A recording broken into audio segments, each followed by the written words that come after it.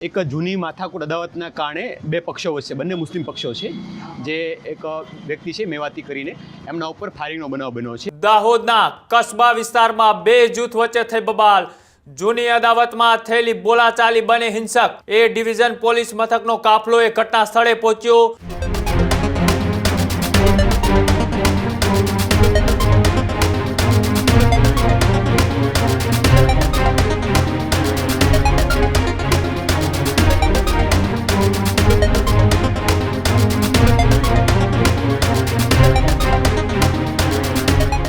સમાચારોમાં આગળ વાત કરીએ કે દાહોદની અંદર બે જૂથો વચ્ચે અથડામણમાં 4 રાઉન્ડ ફાયરિંગ કરવામાં આવ્યા છે।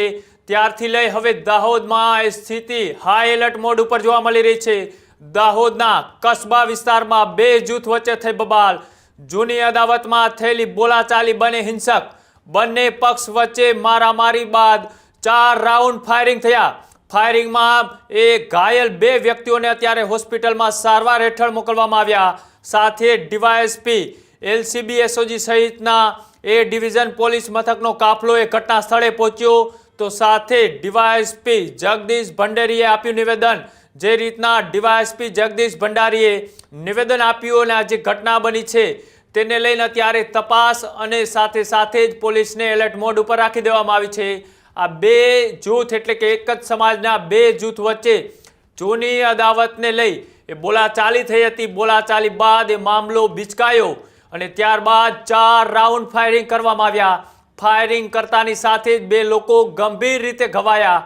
તેમને અત્યારે તાત્કાલિક હોસ્પિટલની અંદર સારવાર હેઠળ રાખવામાં આવ્યા છે। પોલીસનો મોટો કાફલો એ ઘટના સ્થળે ઉતારી દેવામાં આવ્યો છે।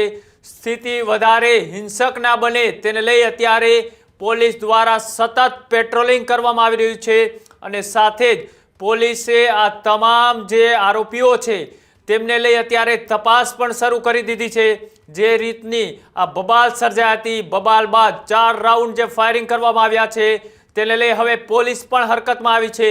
આ મામલે એ પોલીસે આ તમામ ઘટનાને લઈ એ પ્રતિક્રિયા આપતા શું કહ્યું આવો તે પણ જોઈએ।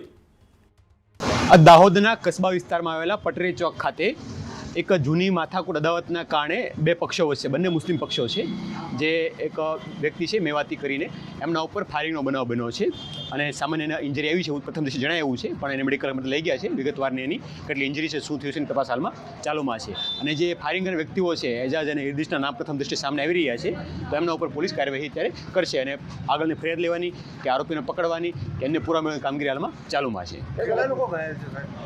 પ્રથમ દ્રષ્ટિએ બે લોકો ઘાયલ હોવાનું જાણવા મળ્યું છે પણ એમને અત્યારે દવાખાને લઈ ગયા છે તો ત્યાં પોલીસ ટીમ મોકલી આપી છે। શું ઇન્જરી થઈ છે એમને કઈ રીતે ઇન્જરી છે એ તમામ બાબતો હાલમાં તપાસમાં છે।